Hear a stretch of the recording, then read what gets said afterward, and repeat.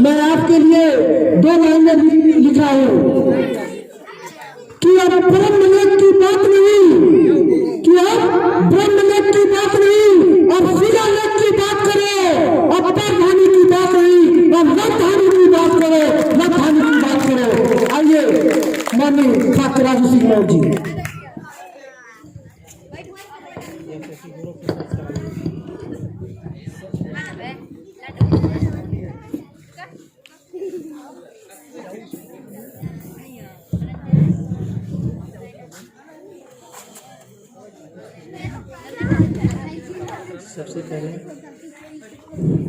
सबसे पहले भारत का राष्ट्रीय प्रतीक चिन्ह अशोक स्तंभ को नमन करता हूँ। तत्पश्चात भारत की प्रथम महिला शिक्षिका माता सावित्रीबाई फुले जी को नमन करता हूँ। साथ ही साथ मंच पर उपस्थित ग्राम अध्यक्ष माननीय बिंद्रावन जी को नमन करते हुए, साथ ही साथ बुद्धा आई केयर के डॉक्टर साहब माननीय संतोष मौर्य जी और हम लोगों के बीच जो बहुत ही सहयोग करते हैं माननीय भगवती मौर्य जी आए हुए हैं। और इस कार्यक्रम में शामिल हुए हमारे बहुत सारे साथी बहुत दूर दूर से आए हुए हैं, जैसे बड़ालगंज ब्लॉक से माननीय नवनीत मौर्य जी आए हुए हैं और बेलघाट ब्लॉक से तिरंगा मोर आए हुए थे, उनके साथ बहुत सारी टीम आई हुई थी। साथ ही साथ बंदुआरी गांव से शैलेंद्र मौर्य, परदेसी मौर्य, आप सभी लोगों का इस कार्यक्रम में हार्दिक स्वागत, अभिनंदन, वंदन है। यह कार्यक्रम पिछले 3 सालों से सम्राट अशोक क्लब ब्लॉक बेलघाट ग्राम इकाई अशोकपुर के तत्वाधान में आयोजित किया जाता है। इस कार्यक्रम में छोटे बच्चे, पुरुष, युवा साथी सभी लोग सम्मिलित होते हैं और अपनी प्रतिभाओं को निखारने का प्रयास करते हैं। साथ ही साथ यहाँ की जो युवा टीम है, यह टीम पिछले 8 सालों से सम्राट अशोक महान के सम्मान में बहुत सारा आयोजन करके सम्राट अशोक महान के सिद्धांतों के अनुरूप भारत का निर्माण करना चाहती है। यह टीम प्रदेश के कई जिलों में जाकर के बहुत कुछ सीखती है और यहाँ पे आके बहुत सारे भाई बहनों को उस चीज को बता के, सिखा के निखारने का प्रयास करती है। हम लोगों के बीच अभिभावक के रूप में माननीय राम सूरत मौर्य जी हैं, जो जिनके मार्गदर्शन में यह कार्यक्रम फल फूल रहा है और अगल बगल के गांव तक इस कार्यक्रम की धमक पहुंच रही है। अभी कल इस गांव के बगल में एक गांव है चकसरिया, लेकिन कल इस गांव का नामकरण हो गया चक्रसरिया और वहां पे माता सावित्रीबाई फुले जी का जन्मदिन मनाया गया। पहली बार 191वीं जन्म दिवस का कार्यक्रम रखा गया और उस गांव में पहली बार कार्यक्रम रखा गया था। उस गांव के लोग और अगल बगल के लोग बहुत प्रभावित हुए। यह कार्यक्रम माताओं बहनों के सम्मान में आयोजित किया गया है। इस कार्यक्रम का सिद्धांत, इस कार्यक्रम का क्या महत्व है, माता सावित्रीबाई फूले जिनको हम लोगों ने भुला दिया था, आज सभी लोग माता सरस्वती के बारे में जानते होंगे, जिनका शिक्षा के विषय में क्या योगदान है ये शायद आप लोगों को नहीं पता होगा, लेकिन माता सावित्री बाई फुले ने शिक्षा के विषय में क्या योगदान दिया, इस देश की माताओं बहनों को जब पढ़ने का अधिकार नहीं था और जब अधिकार मिला तो उन्होंने सभी लोगों को जागरूक करके पढ़ाने का कार्य किया। सन 1831 में उनका जन्म होता है और 1848 में उन्होंने पहला विद्यालय खोला पुणे में। आप समझ सकते हैं कि 17 साल में एक 17 साल की बच्ची, उसका 9 वर्ष में शादी हो जाता है, पति के घर जाके वह अध्ययन करती है, अध्ययन करने के बाद विद्यालय खोलती है और 1848 में पहला विद्यालय जब खुलता है तो अब प्रथम शिक्षिका बनती है उस विद्यालय की। और उन लोगों ने, फूले दंपति ने लगभग 15 विद्यालय खोले और बहुत सारी माताओं बहनें को पढ़ाया। आज उन्हीं की देन है कि आज हमारी माताएं बहनें हर पोस्ट पे धीरे धीरे पहुंच रही हैं और अत्यदीपो भाव अपना दीपक स्वयं बनने का प्रयास कर रही हैं।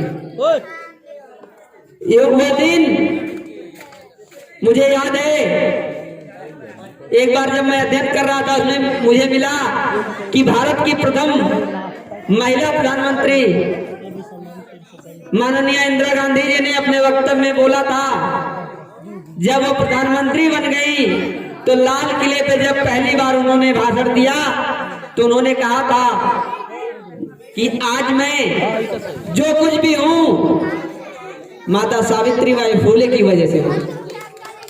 आप समझ सकते हैं कि उन्होंने यह बात क्यों बोली। वह बात इसलिए बोली कि अगर माता सावित्री बाई फुले ना होती तो मैं पढ़ लिख नहीं पाती, और जब मैं पढ़ नहीं पाती तो प्रधानमंत्री नहीं बन पाती। इस बात को याद करते हुए इन्होंने यह बात बोला था। तो इस बात से आप लोग समझ सकते हैं कि उसके पहले कितने लोग पढ़े लिखे थे और कितने लोग पढ़े लिखे नहीं थे। आज के 80 साल पहले, 70 साल पहले बहुत सारे हमारे बुजुर्ग लोग बैठे हुए हैं पिता तुल्य। उन लोगों को याद होगा कि जब उनके घरों में कोई चिट्ठी आती थी तो उस परिवार में कोई पढ़ने वाला नहीं था तो लोग अगल बगल के गांवों में जाकर पढ़वाते थे और पूछते थे, बताइए क्या क्या लिखा है, क्या संदेश हमारे लिए भेजे हैं हमारे बाबू, हमारे भैया, हमारे सगे संबंधी रिश्तेदार। तो आप समझ सकते हैं कि यह भारत कितने मुश्किल के दौर में गुजरा हुआ है। 1500 साल तक यह भारत अंधकार में रहा और जब से सभी लोगों को पढ़ने का अधिकार मिला तब से यह देश भारत ज्ञान पुंज की तरह प्रकाशित हो रहा है।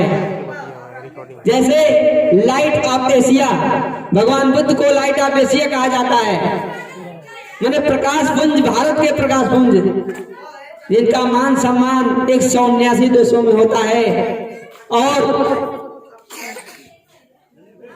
उनके बताए हुए मार्ग पे चल के सबका कल्याण हो रहा है, आपका भी कल्याण हो सकता है।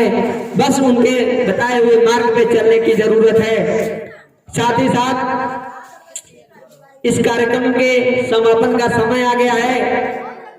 यह कार्यक्रम जो पिछले 3 सालों से लगातार हो रहा है, इसमें हमारे बहुत सारे युवा साथी तन मन धन से सहयोग कर रहे हैं और दिन प्रतिदिन यह कार्यक्रम विशाल रूप ले रहा है और प्रतिभाएं निखर कर सामने आ रही हैं।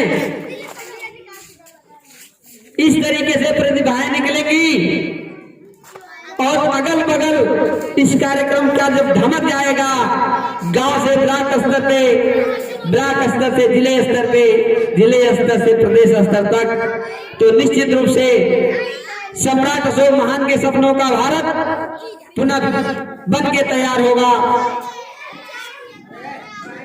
इसी के साथ हम अपनी वाणी को विराम देते हैं। अखंड भारत, जय भारत।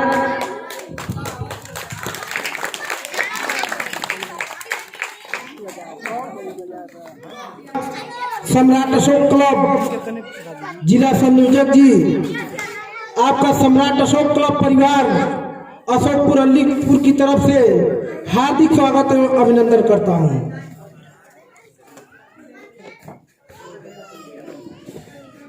मैं एक हम लोग के अगुआ जो बैराग पार से चल करके मंच पर भी बैठे हुए हैं, मैं इनके बारे में आपको बता दें कि इन्होंने यूपीपीसीएल की नौकरी करते हुए जो विद्युत विभाग होता है, आज वो रिटायर हो गए हैं, लेकिन उन्होंने यह निर्णय लिया है कि इस देश का राष्ट्रीय प्रतीक चिन्ह बनवाएंगे और उनके लिए जोरदार तालियों के साथ स्वागत होना चाहिए माननीय भगवती मौर्य जी के लिए जो बैराग पार से चल करके आए हुए हैं।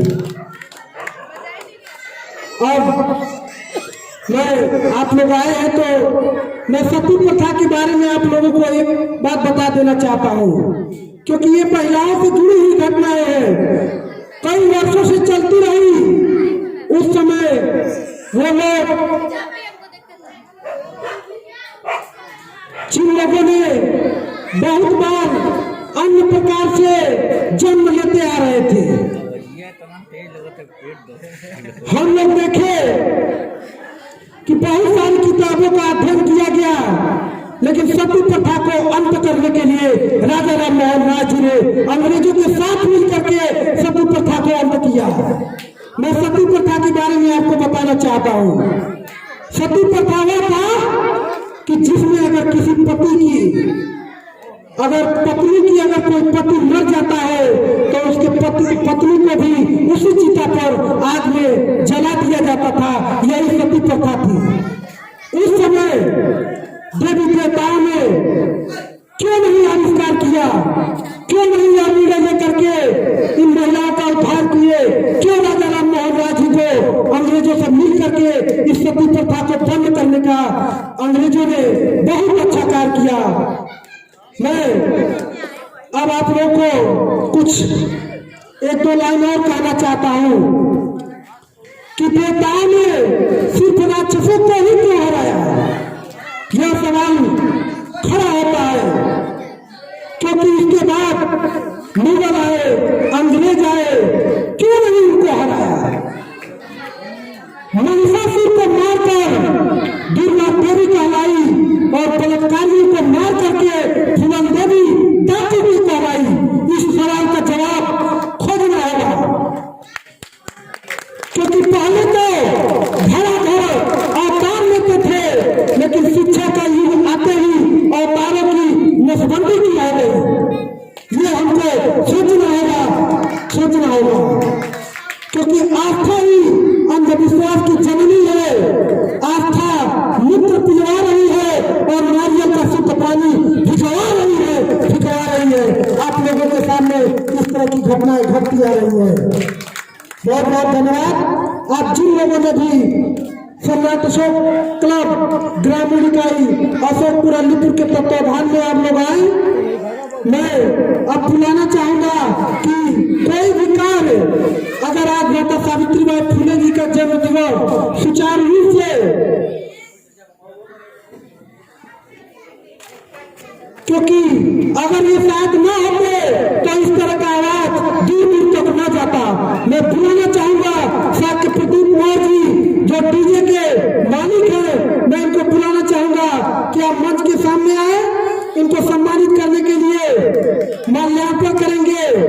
महिला विंग और पुरुष विंग से सभी लोगों से विनम्र निवेदन है कि हम लोग की जितनी दूर तक आवाज जा रही है इन्हीं की देन है।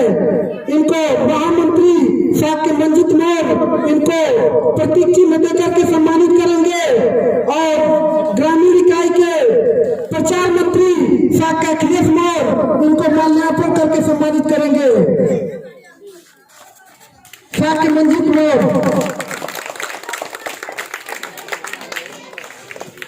मैं चाहूंगा कि नवनीत मौर्य जी आए हैं, इनको सम्मानित करेंगे प्रतीक माता सावित्रीबाई फुले जी का तस्वीर देकर के। नवनीत मौर्य जी,